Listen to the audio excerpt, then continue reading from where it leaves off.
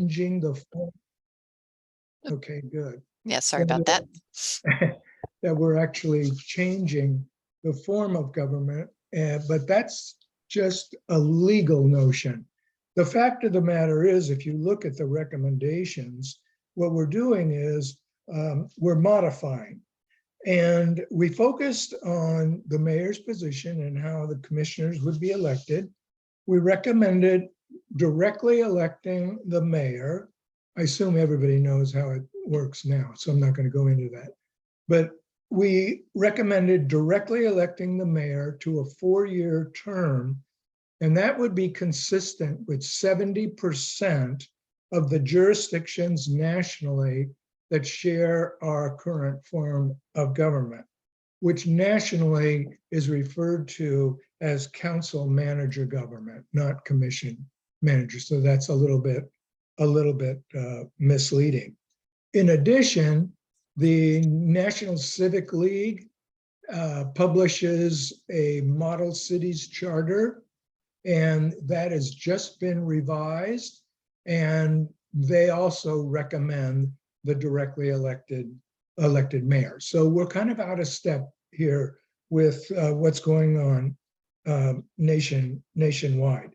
We recommended the direct election for commissioners, but that was with less conviction than we had with the mayor, because nationally there's not as much consensus about how commissioners or council members would be elected. So we're pretty much on our own there. We did recommend district elections for commissioners, but that was less conviction than our recommendations for mayor. I want to focus for a few minutes on the mayor recommendation, but we'll be happy to try to answer questions about the district representation as well. So it's important to note that the recommendation, the 4-year mayor directly elected, does not affect the role that the current mayor plays. And maybe it would be better to say the authority that the current mayor has. So in our proposal, what we are not formally empowering the mayor, like to only vote in case of a tie, to be able to veto, to set the agenda, none of that stuff. It's going to be like it is now in terms of formal requirements. But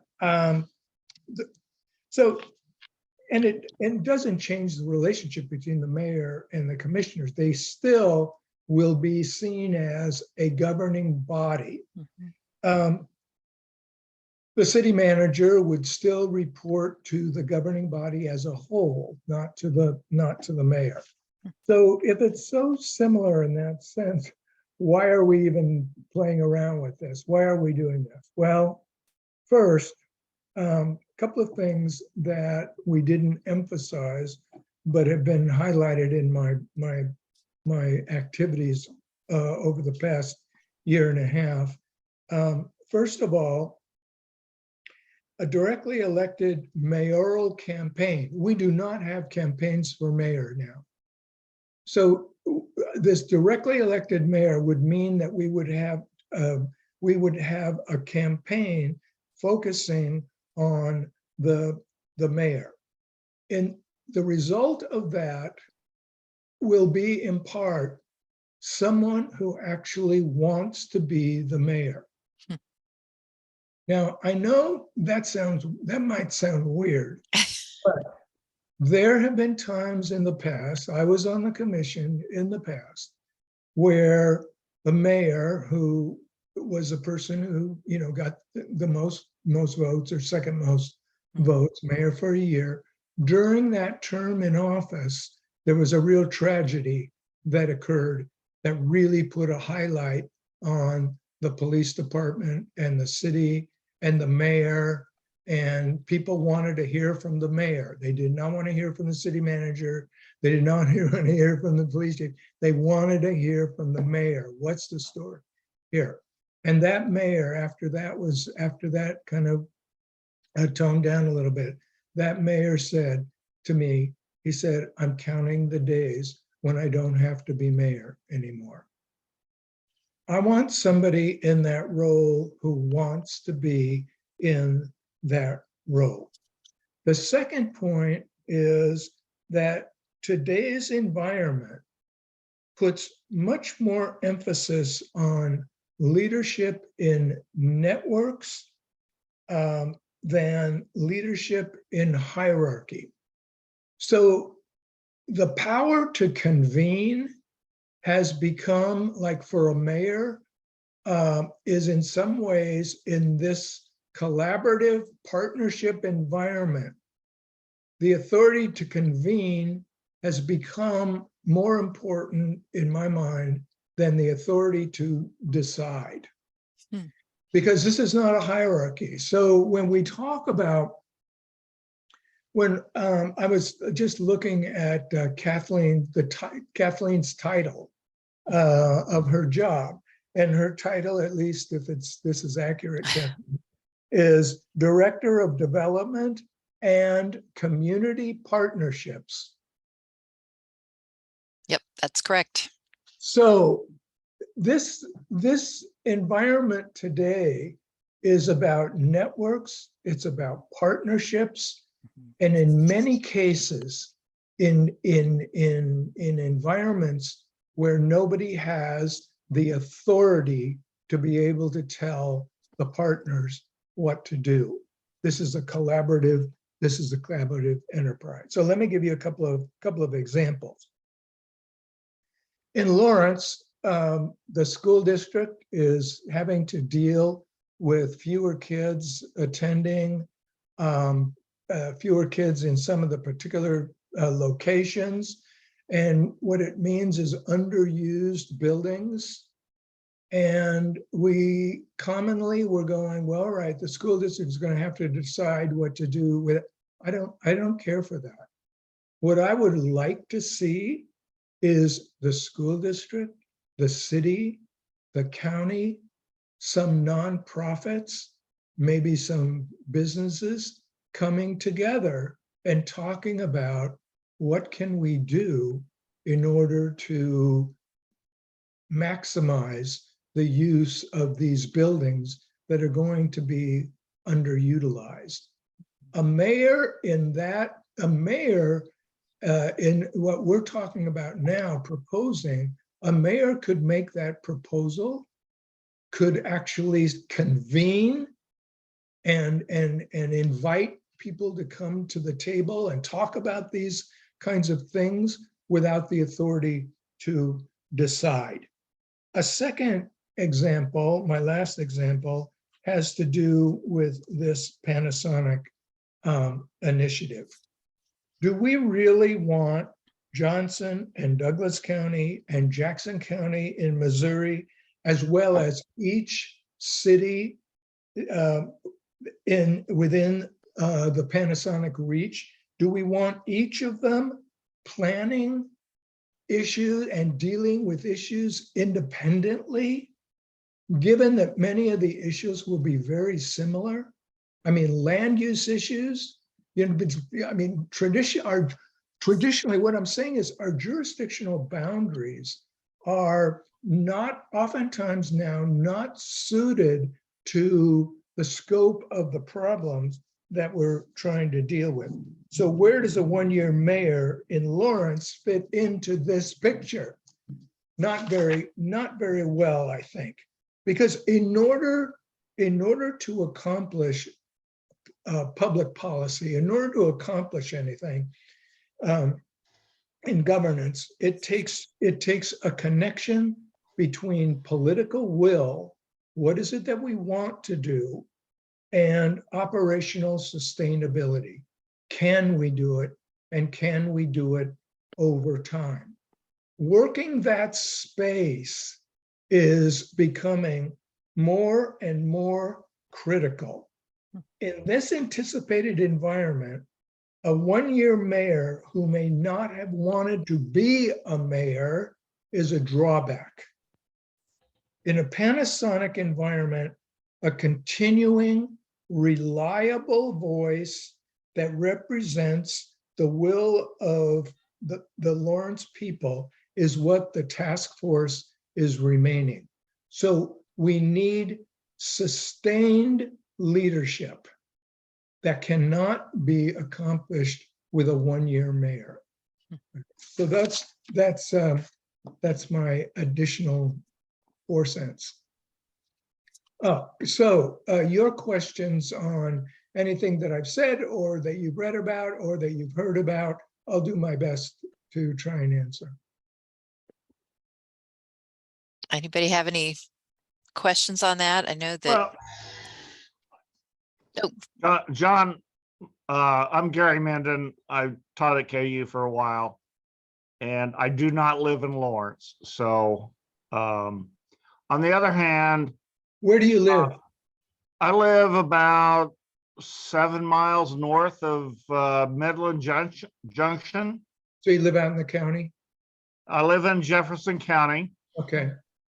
I do everything, pretty much do everything in Lawrence, but I can't vote there. So I guess your arguments are good. What's the city willing to pay for a 4-year term mayor? Because some of the things you said was like, well, the Panasonic, I mean, that takes going to meetings and gatherings and receptions, and that takes a lot of time for the person who would be mayor. I think that's the line from Camelot. So anyway, have you factored that into? We did not. That has been an issue that other people have raised. We did not talk about that, but I will give you a little anecdote from some years ago. And this had to do with the Kansas City, Missouri City Council and how much money they were being paid and what their background was, what their qualifications were, and so on and so forth. The human resource director told me in a sort of facetious way, he said, John, this is the best paying job some of these people will ever have. We don't want that. Okay. So say the faculty. Yeah. Yeah, so that will be an issue because it will take more time. Yeah. But hopefully that's what, campaigning, that's what those kinds of things can be explored. Undoubtedly, there will have to be an increase in pay, but it's pretty modest as it is. Well, because currently doesn't the mayor make a little bit more than the other city commissioners because of the added requirements? I don't really know, Kathleen. Okay. I was under that impression, but that may not be accurate. But so like say somebody who is on the commission currently wants to run for mayor. I mean, is it the kind of thing like, somebody who's like a member of Congress that wants to run for governor, but they can keep their seat if they lose? Or, I mean, if their term's up, then that's what they're running for. But if it's not, do they just go back to being a commissioner? How does that work? I don't know. Okay. Yeah. I mean, there's probably a lot of Yeah. things that need to be figured out, but that was, because I thought, well, your most likely pool are the folks maybe that are there, but maybe not. Yeah, I don't know. I mean, there's, I would assume that you would have to give up your seat. Yeah. In order to run. Otherwise, if you were defeated, then you go back to being a commissioner and the new mayor would be the person you defeated. The campaign may not have been very, congenial. I don't think that lends itself to. I guess it's a smaller body. Like if you're let's say a state legislator and you're running for governor, and then you just go back to that. But that's a Yeah. bigger pool, so you don't need to, you don't interact quite as closely, probably. Yeah. Oh, Scott, Can I ask questions? sure, go for it. Oh, goody. Hi, John. Thank you for all the. She's the boss. Yeah, It's- I yeah, know. really. I I've- can I've- mute him in a minute. No. Yeah, and has. No, John, thank you for all the work you and your task force have done on this. One thing you said about the direct election of commissioners not getting as much passion or as much consensus, I guess. Or you talk about 70% of cities similar to us, or whatever that number was, having this stronger mayor. What percent have this election the way we do it, where it's just the top three, where you get 4 years, one get a 2 year? That third choice may not be terribly, I don't know. It just seems like school board does it too, but I just wondered how many people do it that way, where it's just the top three finishers get a spot. This is only anecdotal, because I don't have, those numbers, but I don't know any other jurisdiction, any other city commission that does it the way we do. Okay. And that's one reason I like the idea of a direct election of specific slots for, so the winner got it. To that end, though, and I had mentioned this, I think, to you before in an email, but what was and I saw it in the report, but the discussion of ranked choice voting. Yes. Did that get much discussion? I mean, there's a lot about that I like, but I don't know what. It started, it was intriguing. It got some discussion, but, and there was nothing negative about it in our discussion, because we had read things and, places where it is being used now in other places. But what we thought was, because it would be so unfamiliar to people intuitively, that adding it to our recommendations would have really complicated things. Does Lawrence or a city in Kansas have the authority to do that on its own, or does it need state? I don't know. Okay. Yeah, I don't know, Scott, do you want to explain briefly, if that's possible, about what ranked choice voting is? Do people know what that is? Yeah. I mean, I can, but I don't know. It's where when you vote, you do a rank order list. If there's 5 people running for a spot, you can vote for just one, you can vote for 5 in descending order. Mm-hmm. If your top choice comes in 5th, those votes that candidate's removed, and that candidate's second place votes are then spread around to everybody else, till the point where you get to somebody who gets just over 50%. And then, I mean, there's a couple ways to do it, but that's the kind of straightforward way. Yeah. And then the idea is that you get people, you don't get necessarily everyone's first choice, but you don't get just this strange one that had a really hardcore, but very minority group supporting them somehow coming in, because you have, they get 25%, but everyone else got 22% or whatever the numbers are. Right. Yeah, like Alaska does it, and San Francisco. So it's kind of all over the map. And in terms state of Maine does it. Maine. Yeah. Gary, do you have a comment? Yeah. So going not so much from there, which I think having long-term relationships would be good. Going to districts for the city council, city commission. The question is, today, I think in Lawrence, somebody running for city commission has to address everything across the city. And if you go to districts, they only have to address their own district. I can only imagine a district in West Lawrence versus a district in East Lawrence.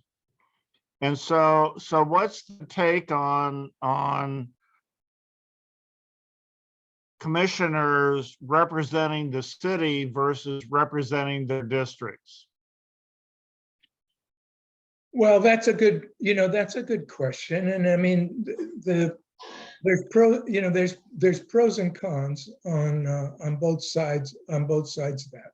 We thought that, and some, I mean, the way they do it in some places is really interesting. I mean, you can have, for example, you could have 4 districts, 4 members elected by district and 2 elected at large. You can do something like that. There are even places where if you have districts, you have to live in the district to run for that position, but you're actually elected at large. So there's so many different kinds of possibilities there.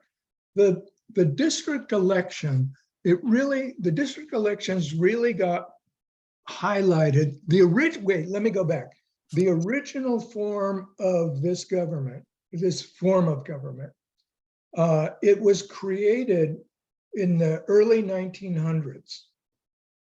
And I won't go into the motivation for it, but originally what it said was that the mayor would be selected by the commissioners.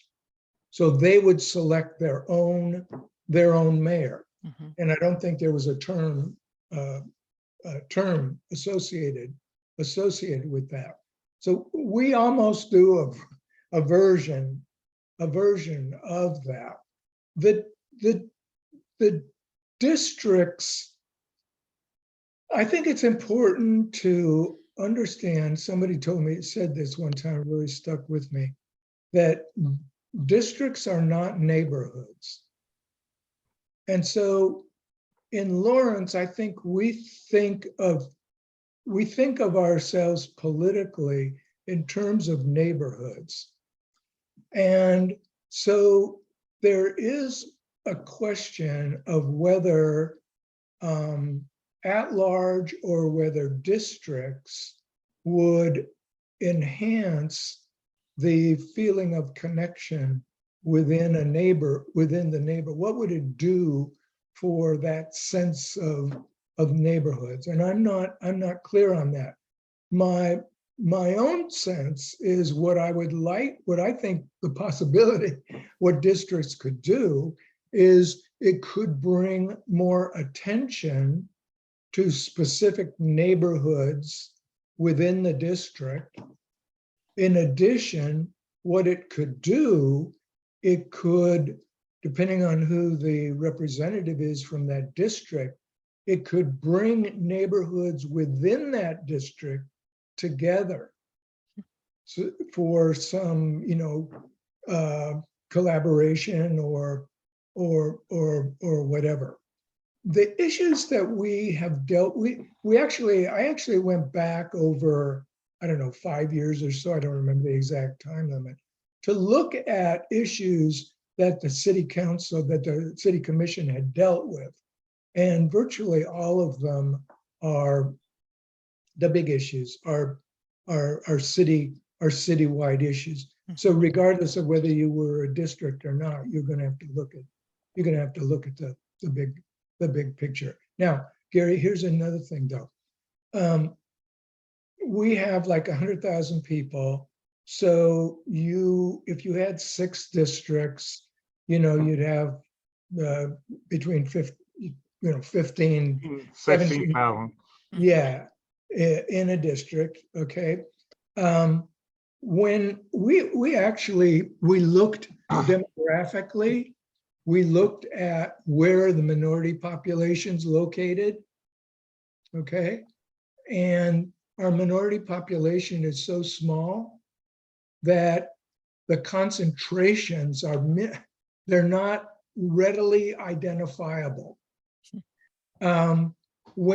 If you divide the city into quadrants, 4 quadrants, and you look at the home addresses of commissioners over the past 10 years, they're all over the place. Yeah, So- I get the sense that people, I mean, at least you hear is, you know, you don't feel represented. It's all about downtown, but then you look at where the commissioners are from and they're from all, I mean, all over town. So they're not just from, you know, the core city area at all. So, And, you know, running a campaign in a district would not cost as much money as a citywide campaign. Running for mayor would cost more, but running for district would not. yeah. Gary? So a crazy idea. What if districts were not necessarily connected? So a district might be in West Lawrence and have a connection to East Lawrence. No. So instead of having a geographic connected district, what if they were spread out? But legally, you can't do that. Yeah. Why not? Let's there change the are- law. Hey, my rule is all rules are meant to be broken. Why can't you have a disconnected district? No, honest, I'm not kidding you. There are legal criteria for creating districts. And one of the criteria is they have to be contiguous. Ah, okay. Yeah, well, we've seen that. So Well, Well, see, Oh. that's why gerrymandering is so challenging. Mhm. It's because, you know, you you see these weird, you know, connections. It meets the contiguous geographic requirement, but it yeah, like Lawrence being in with Western Kansas for a congressional district, so you know? John, which law? Is it a Kansas law or federal law? it's Kansas law, but I would be surprised if it wasn't federal as well. Yeah. And see, part of the reason for this has to do with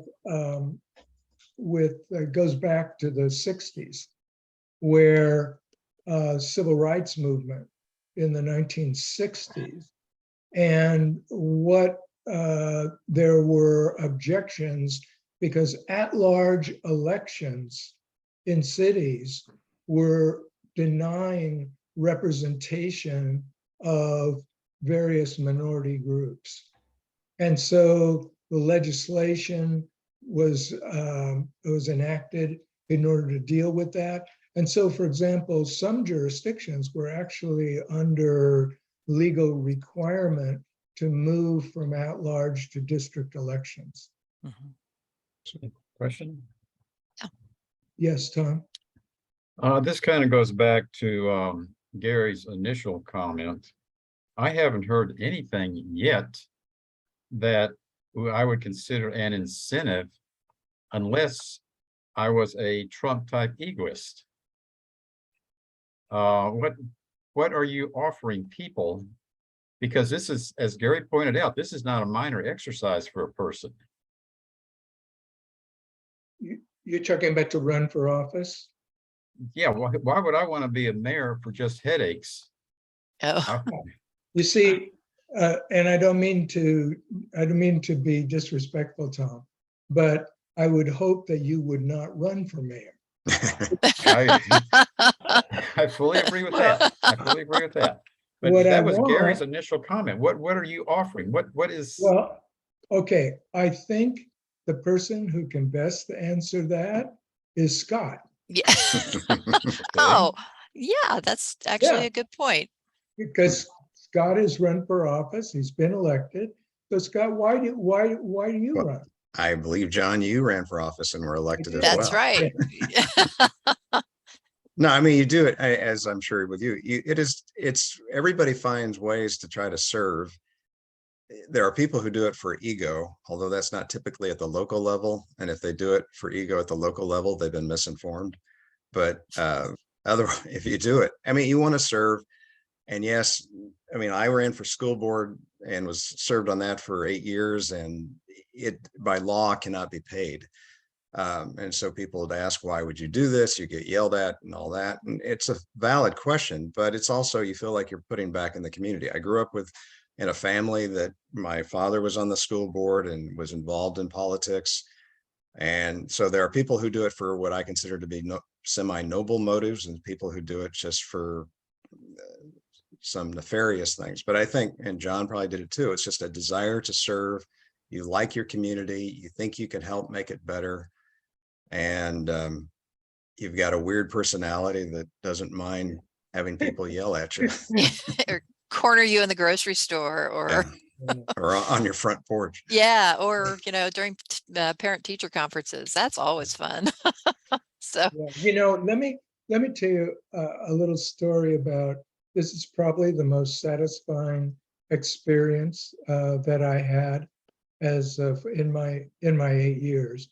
And I was the mayor, and it was 1993, and we had that big flood in Lawrence, and particularly there. So after it kind of subsided a little bit, I got a phone call from a resident who said, Mayor, can you come out and visit with us and see some of the damage that the runoff, the flooding has done? And I said, I was pretty tired at that point, but I said, well, I could. Tell me where you live. And she said she lived at 4th in Michigan, or 3rd in Michigan. And I knew that area because the homes the basements were just filled with water. And I really didn't want to go out there, but I did go out there. And there was a group of about 10 or so people who met me, and they took me through their homes, and I could see the damage. And it just really made an impression on me. And I finished with that little tour and started to go back to my car. And that group of 10 had grown to about 25 or 30. And it was all because the mayor had come. The mayor had come. And a couple of years ago, now think about this, is 1993. A couple of years ago, I was in the library, Kathleen, and I was at the information desk, and I was doing something, and the librarian at the information desk, she looked at me and she said, you were the mayor, weren't you? And I said, yes. And she said, I lived at 4th and Michigan, and you came out to see us. And then she started to cry. wow. And it's like, if you're the kind of person who that resonates with, it's like, this is what public service is about. That's right. Exactly. Gary, you had your hand up, I think. So I think it's a good idea to have a mayor who has a longer term. And the reason is that they can establish relationships, community, whatever you want to call it, with companies or everything, community services. Over a long term, they can establish relationships that last more than a year. And I think, as I said before, in the current environment that we're in, those relationships really matter. They do. They do. You cannot build them in 1 year. I mean, it takes time for people to, you earn their trust. They look to you. If you ask them to get together, they say, sure, we can do that. And so that takes time. Well, and the current system where you're just mayor for a year, it's like, God, you're just getting started. I mean, it's like everything kind of has that annual cycle. And if you're just in it for one time, That's got to be really hard to kind of get your bearings and try to, because you want to be effective if you're mayor. At least I hope you would. So that'd be difficult. Yes, Scott. On a different matter, one of the things, in addition to, I like the work that you guys did as far as looking at how we elect people and for how long. One of the things you hear about for people not wanting for city commission is the way the meetings have become so lengthy. There were public comment, particularly the open forum kind of public comment, not on a specific issue, because I mean, people need to be heard, but we had different approaches to it. I mean, do you see that as a bit of a block for people, or do you even see it as a problem, the way that the length of the meetings, and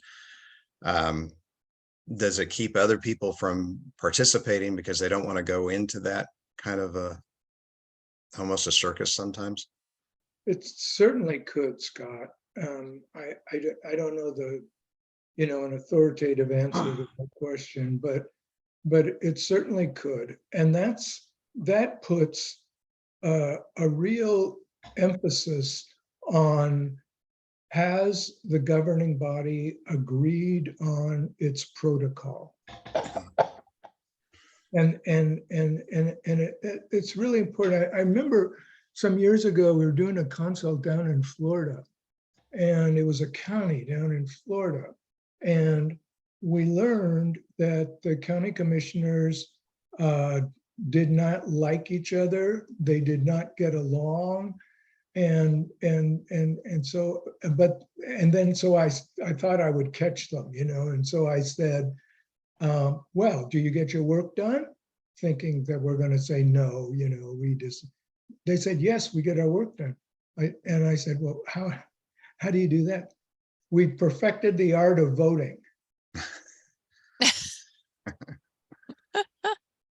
So we know what everybody's going to say already. So instead of going on these long diatribes, somebody makes a motion, and we go through that process. I think the idea of councils spending time to agree on what kind of protocol, not just formal, but the expectations that they have of each other in terms of running a meeting or using social media or whatever. Those are kind of, retreat type questions that are very important in this day and age, especially. And that would be another thing that a strong mayor would be able to help with, the continuity to work with the fellow commissioners to develop that kind of protocol and that kind of atmosphere. I know the city manager can do that, but that's always a step back from the elected people. Yeah. And Scott, when you use the term strong mayor, Is that bad? You got to be careful, because strong mayor is actually a form of government. Yeah. Okay.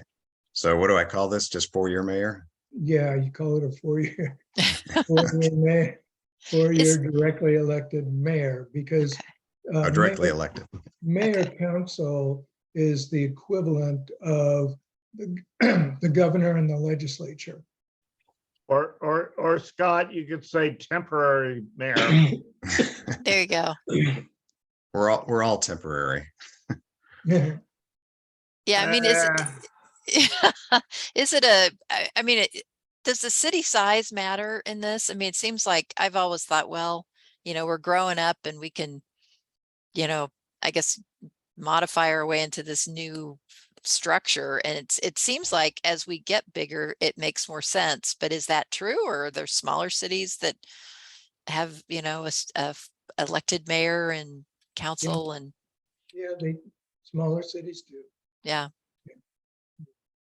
One of the concerns raised by, I think it was Commissioner Sellers, was that with a directly elected mayor for 4 years, that really doesn't roll off the tongue, but I'll use that term, is that it would potentially lead to a greater chance of corruption.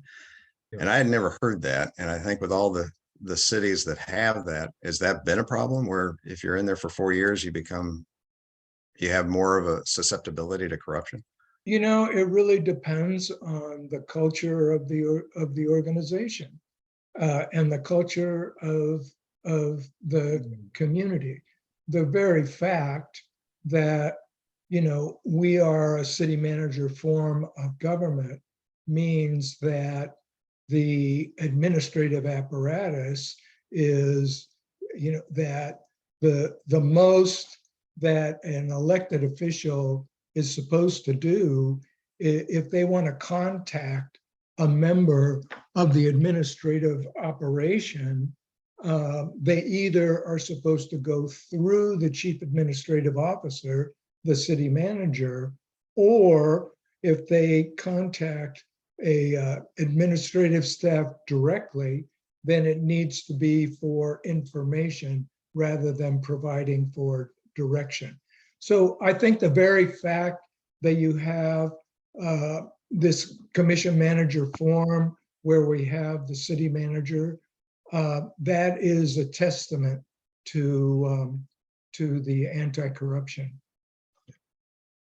So on Tuesday night, they ended up deciding not to put this on the ballot in November. And can you speak to that in terms of like what, I mean, so what's next? And I mean, isn't it, do we have to wait another 2 years before another election comes up to decide, or I guess maybe they could decide not to even move forward at all? Oh wait, I was reading the chat. Yeah, same here. Yeah. Wait, say it again, Kathleen. Yeah, I just with the curve that the city commission kind of threw on Tuesday of this week, where they decided not to move forward. It's like, so what are the next steps, or do you have any like, No, you know, I don't. guesses? I don't know.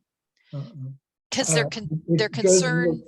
It does look like it's going to take a long time. Yeah. And I think if there were an issue, if we had, oh, I won't even say it, but yeah,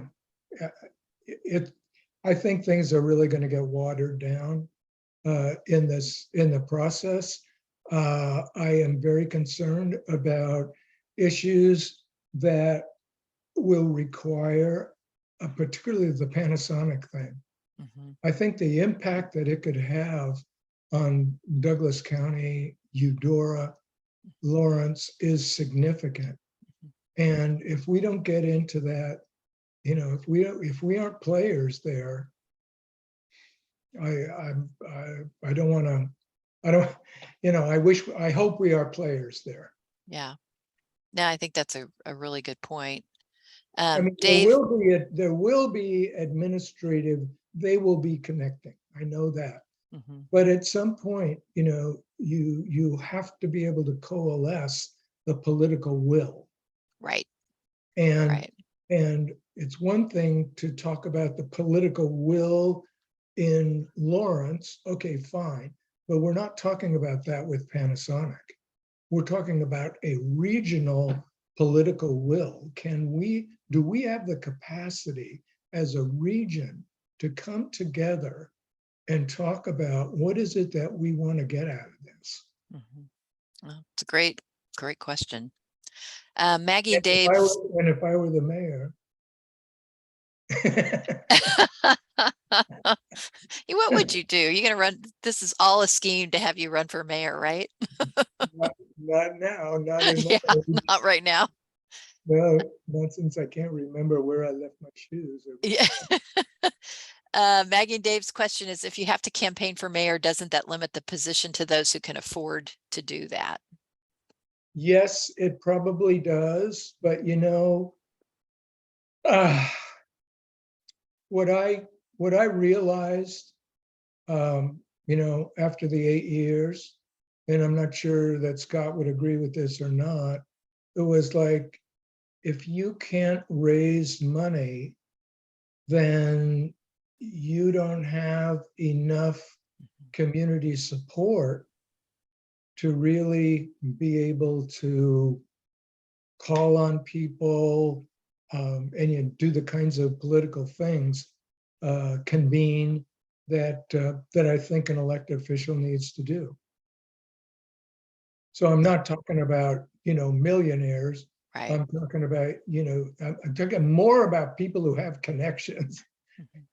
It really, I agree with that. It's not your own money that goes into it a great extent. It's your ability to tap into people for $10, for $20, for $50, the occasional 100 or whatever. I mean, even I still would think in Lawrence for this kind of race, I guess I haven't really looked at it in a little while, but I can't think of a really high level campaign wouldn't be much more than 20,000.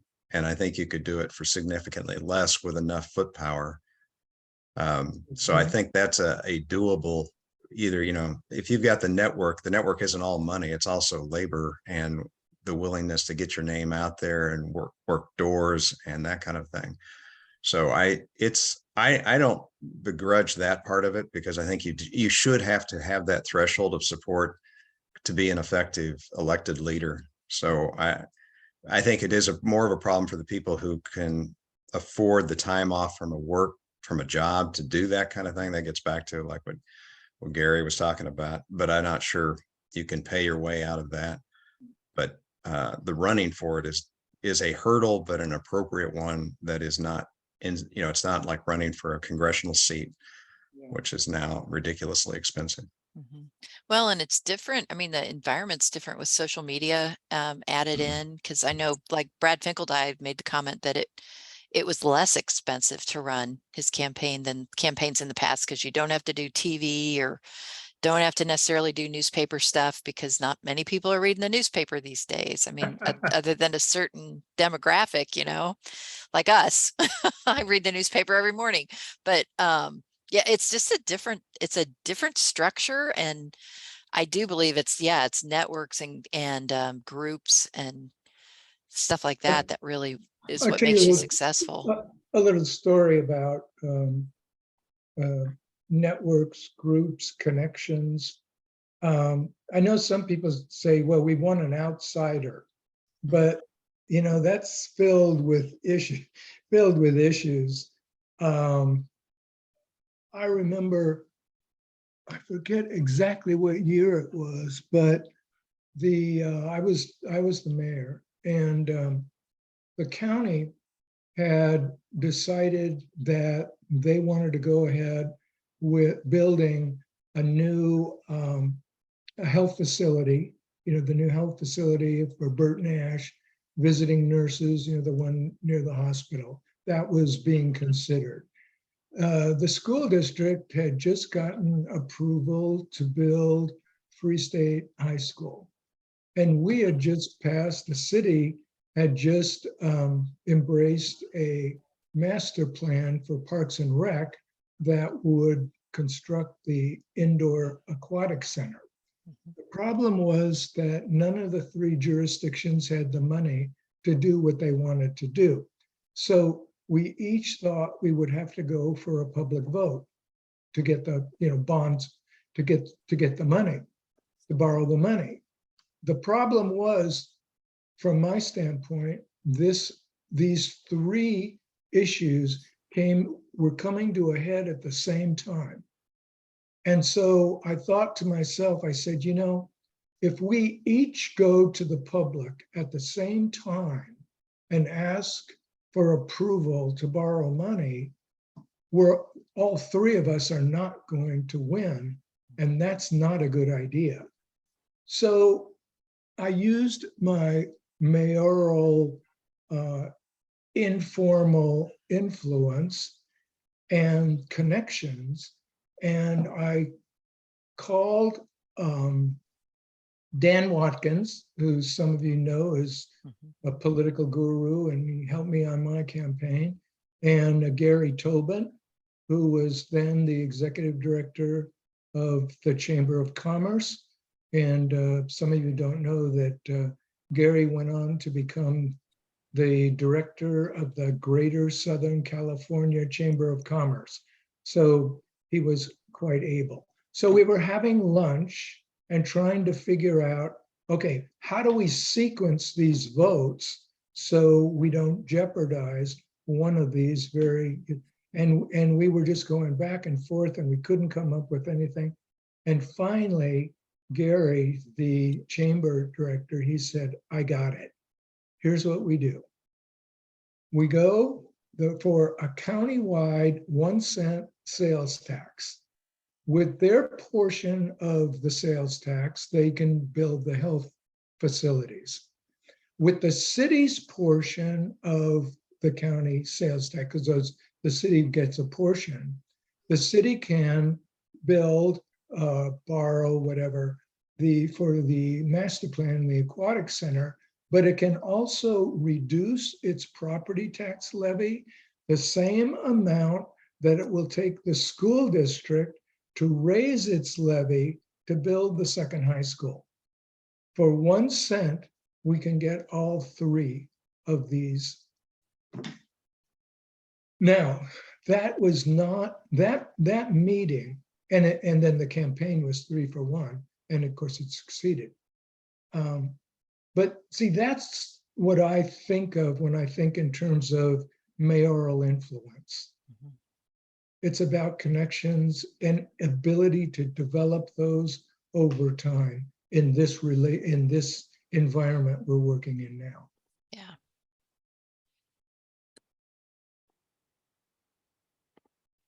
Dave, you want to celebrating Kansas Brewery by Michael Travis at the Raven?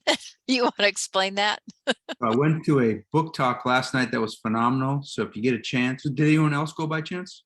I did not. There were about 50 people there. It's a very good turnout. So this is the book. Well written, right. a lot of fun. All of our Lawrence breweries are in there. Every brewery that is currently open in the state is in there. So Cool. So all the city commissioners can just hit the breweries. There's our connector. that's the community. That's right. That's right. No, I think your point about collaboration, and I mean, it's been our experience here at the library, is what people really love about the library is the fact that we are this connector. And I think it's super important because you eliminate, not eliminate, but you at least lessen the duplication, so that, different organizations aren't doing the same thing. And I mean, we still need to do a better job at that, but I think it's super important. And I think the community appreciates the effort and the efficiency of trying to take that approach. Kathleen, I think the library is really crucial there. I think the art center is another player there. Absolutely. And I think Watkins Museum has become increasingly a player there. And what I call those 3, I call them cultural anchors for the community, durable partners in the community, and they are the triangle of community in Lawrence. No, I agree. And I think the more we can work together instead of, I think it's gotten a lot better, and try to, combine forces to offer the community these important amenities, the better off we're going to be. Because I know there is like a movement right now. We've been talking collectively about just, like the library has its quarterly reader with all of its events, and then Art Center does the same, and Parks and Rec does the same, and have some sort of combined publication that, just has it all in one place so that at least people can see it. And then I would think over time, the duplications would lessen, because there are classes we offer, the Art Center classes, or the Parks and Rec folks that offer that are very similar. And it's like, let's just work together and do this, collaboratively. And I think over time, it's just a better product for the community, better service. So, well, we have just a few minutes left, and anybody have any last questions or comments? Dave? Yeah, I was wondering, because I don't know much about it, why would DeSoto want anybody else's input if it's on their property? Because DeSoto is going to be totally and 100% overmatched. They will, I don't mean to say anything negative about them, but they simply, in a factual sense, they do not have the political or the operational capacity to be able to plan and to deal with the unexpected